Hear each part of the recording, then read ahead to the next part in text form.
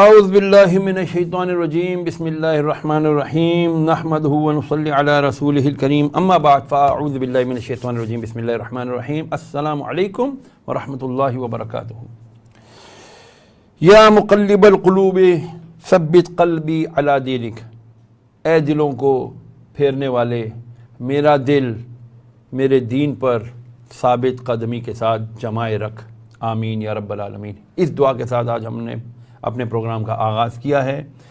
Viewers and listeners, آپ کو خوش آمدید کہتے ہیں آپ کے پسندیدہ پروگرام روحانی مسائل کا حل شہریار داؤد کے ساتھ میں۔ ہم اس پروگرام کے ذریعے کوشش کرتے ہیں کہ لوگوں کی فی زمانہ جو پرفتن دور ہے اس کے اندر جو ہمیں مختلف قسم کی پریشانیاں اس وقت لاحق ہیں، ہم ان پریشانیوں کو اپنی زندگی سے کس طرح سے خارج کر سکتے ہیں، کس طرح نکال سکتے ہیں، ہم نے یہ چیزیں دیکھنی ہیں۔ بدقسمتی سے ایمان کی کمزوری کی وجہ سے ہم طرح طرح کی روحانی بما جسمانی بیماریوں کے اندر مبتلا ہو جاتے ہیں۔ جب روحانی بیماری آتی ہے تو وہ روحانی بیماری ہمیں مختلف قسم کی جسمانی بیماریوں میں مبتلا کر دیتی ہے، اور ہم ان جسمانی بیماریوں کو سمجھتے ہیں کہ یار یہ بیماری مجھے لاحق ہوئی ہے، چلو میں ڈاکٹر کے پاس جاتا ہوں۔ میں ڈاکٹر کے علاج کے خلاف کوئی بات نہیں کر رہا، خدا کے لیے کوئی غلط مطلب نہ لے اس بات کا۔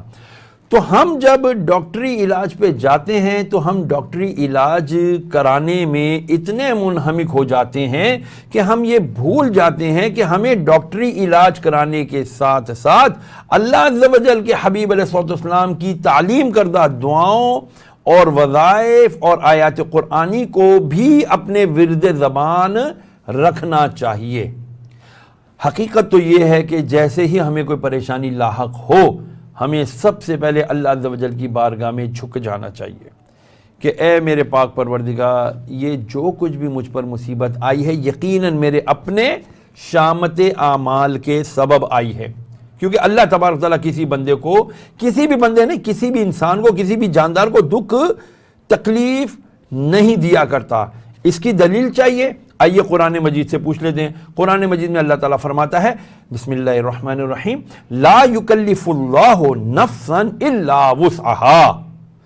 ہم مفہوم عرض کرتا ہوں ترجمے کا، ہم کسی جان کو تکلیف نہیں دیتے اس کی وسعت یعنی اس کی طاقت سے زیادہ۔ پھر ہم پر مشکل کیوں آتی ہے؟ تو ساتھ ہی اس آیت کے جڑے ہوئے حصے نے کیا بتایا؟ لہا ما کسبت وعلیہا ما اکتسبت، کہ تم پر تو جو آتا ہے وہ تمہارے اپنے ہاتھوں کی کمائی آتا ہے، یعنی جو کرتوت تم کرتے ہو، جو عمل تم کرتے ہو، اچھا کرتے ہو اچھائی آتی ہے، برا کرتے ہو برائی آتی ہے۔ تو ایک بات قرآن کی اس آیت سے یہ ثابت ہو گئی کہ ہم پر جو کچھ بھی آتا ہے وہ کسی اور کی وجہ سے نہیں، ہمارے اپنے اعمال ہوتے ہیں۔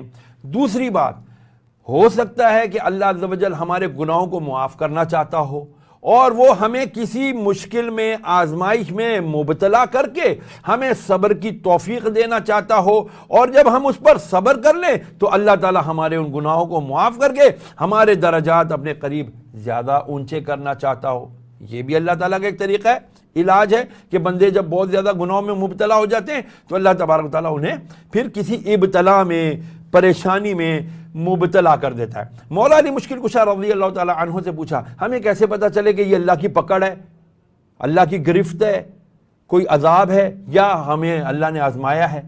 تو فرمایا اگر اس مصیبت آنے کے بعد، جس بھی مصیبت یا مشکل یا پریشانی یا میں تم مبتلا ہوئے ہو، اگر اس کے آنے کے بعد تم اللہ عز و جل کے قریب ہو گئے ہو، تمہیں اللہ تعالیٰ سے زیادہ محبت ہو گئی ہے، تم اللہ تبارک تعالیٰ کی بارگاہ میں جھک کر اس سے زیادہ دعائیں مانگنے لگ گئے ہو، اسی سے مدد طلب کرنے لگ گئے ہو، تو پھر سمجھ جائیے کہ یہ اللہ تعالیٰ کی آزمائش ہے۔ اور اگر خدا نہ خواستہ تم اللہ تبارک تعالیٰ سے دور ہو گئے ہو تو سمجھ لو کہ تم اللہ کی گرفت میں آئے ہو، پکڑ میں آئے ہو۔ مجھے بتایا جا رہا ہے کوئی کالر ہے جناب ہمارے ساتھ؟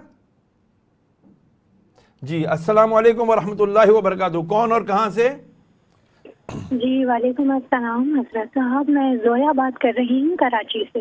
جی زویا بی بی فرمائیے۔ جی سر، مجھے یہ پوچھنا تھا کہ میں بچپن سے ہی کافی زیادہ بیمار رہتی ہوں اور صحت نہیں پکڑ پاتی. اور دوسری چیز یہ ہے کہ کسی بھی کام میں ہاتھ ڈالو، محنت میں پوری زیادہ ہی ہوتی ہوں، لیکن اس کا آؤٹ پٹ ویسا نہیں میرے پاس ہے جس طریقے سے میں محنت کرتی ہوں. اور کام بالکل ہوتے ہوتے اینڈ پر آ کے وہ بالکل رک جاتا ہے کہ اگین مجھے زیرو سے شروع کرنا پڑتا ہے. جی ٹھیک، بہت اہم آپ نے سوال کیا، اور یہ تقریباً ہمارے معاشرے کا ایک اجتماعی سوال ہے. نمبر ایک، صحت نہیں پکڑ رہی. بی سے ہم ان کی عمر پوچھنا بھول گئے. بہرحال کوئی بات نہیں، آواز سے لگتی ہیں کہ یہ انشاءاللہ ایوریج ایج کی ہوں گی، 25-30 کے بیچ ہوں گی شاید. اچھا جی، صحت نہیں ہو رہی تو اس کے اندر تو کسی اور کا قصور نہیں ہے بی، اس میں صرف آپ کا، ہمارا اور اس پورے معاشرے کا قصور ہے. آئل ہم کون سا کھا رہے ہیں، مرغی ہم کون سی کھا رہے ہیں، ہم کوئی بھی چیز خالص تو کھا ہی نہیں رہے نا. کوئی انٹیک ہمارا ہے ہی نہیں، آکسیجن میں ہم نہیں جاتے. باہر وہ جو باغات ہوتے ہیں، گراؤنڈز ہوتے ہیں، واکنگ ہمارا صحیح نہیں ہے، لائف اسٹائل ہمارا صحیح نہیں ہے. مطلب کہ اس میں تو میں سمجھتا ہوں کہ اگر ہم صرف اپنا لائف اسٹائل صحیح کر لیں، وقت پر سوئیں، رات دی آرام کو، دن دیا کام کو. اب آپ خود ہی اسی کے اوپر فیصلہ کر لیں.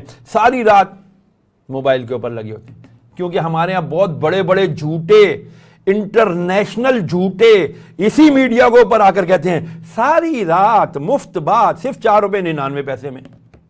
یعنی آپ 4 روپے 99 پیسے بھی مانگ رہے ہو اور کہہ رہے ہو جی ساری رات مفت بات. جھوٹو، کوئی تم کو خدا کا خوف نہیں ہے؟ خیر، ان کو تو جو ہے یا نہیں ہے خوف، ہمیں کیا ان سے خدا کا خوف ہے؟ ہم بھی لگے ہوئے، ہاں جی یہ پیکج کرا لو، یہ پیکج کرا لو. اللہ کی عبادت میں ساری رات بزرگان دین کی گزرتی تھی پہلے زمانے میں لوگوں کی. وہ رات کو جلدی سو جاتے تھے، تہجد میں اٹھتے تھے، فجر بھی پڑھتے تھے. آج ہماری صحت فجر کے لیے اٹھتی نہیں. 3 بجے جب کوئی سوئے گا وہ کہاں 6 بجے اٹھے گا نماز پڑھنے کے لیے. ٹھیک، نمبر 1. چلیں جی، پھر کام مکمل نہیں ہوتے. اس کے اندر جب ہمارا پورا سسٹم ہی مس مینجمنٹ کا شکار ہے، میری پوری لائف کا سائیکل ہی مس مینجمنٹ کا شکار ہے، میرے کام کیسے ہوں گے؟ جب میں مینٹلی فریش ہی نہیں ہوں گا، فزیکلی میں اتنا فٹ نہیں ہوں گا کہ جی میں جو ہوں نا کوئی کام کر سکوں، تو پھر میرے کام پورے نہیں ہونے، ادھورے ہونے. چلیں میں آپ کو اس کا وظیفہ بتا دیتا ہوں. آپ ایک کام کریں، سورہ کہف، یہ قرآن مجید کے اندر ہے. سورہ کہف 15ویں پارے میں غالباً، اس کے اندر 17ویں پارے میں، 15ویں یا 17ویں میں، اللہ تعالیٰ مجھے معاف فرمائے. سورہ کہف کی آیت نمبر 10 کا جو لاسٹ پارٹ ہے وہ پڑھنا آپ نے. کیا؟ ربنا آتنا من لدنکا رحمتا وہیئ لنا من امرنا رشدا. ربنا آتنا من لدنکا رحمتا وہیئ لنا من امرنا رشدا. یہ آپ نے 133 ٹائمز، 133 مرتبہ پڑھنا ہے. اس کے بعد ہاتھ اٹھا کر دعا مانگنی ہے، یا اللہ میرے یہ کام پایہ تکمیل تک پہنچا دے. گارنٹی کے ساتھ آپ کو گارنٹی دے رہا ہوں، انشاءاللہ العزیز آپ جو ہے آپ کا ضرور بالضرور کام مکمل ہوگا. اول اور آخر 1 مرتبہ یا 3 مرتبہ درود پاک پڑھ لیجئے گا، آپ کے کام بھی مکمل ہو جائیں گے. ساتھ ہی اپنی صحت کے لیے اللہ سے دعا کریں اور اپنی لائف کو صحیح کریں. کھانا کھانے سے پہلے بسم اللہ الرحمن الرحیم بھی ضرور پڑھ لیا کریں، اور کھانا کھانے سے پہلے کھانے کا وضو کر لیا کریں. کیا؟ 3 بار دونوں ہاتھ یہ یا پونچھوں تک، کلائیوں تک دھونے، 3 بار کلی کرنی، 3 بار منہ کا اگلا حصہ صاف کر دینا ہے. یہ کھانے کا وضو ہے. آپ کے کھانے میں برکت ہو جائے گی اور آپ کو صحت بھی مل جائے گی. مجھے بتایا جا رہا ہے کہ مجھے لینا ہے ایک مختصر سا بریک. آپ نے کہیں نہیں جانا. آج آپ کو انشاءاللہ العزیز اور بہت پیاری پیاری دعائیں بھی بتاؤں گا، وظائف بھی بتاؤں گا. ملتے ہیں اس مختصر سے وقفے کے بعد.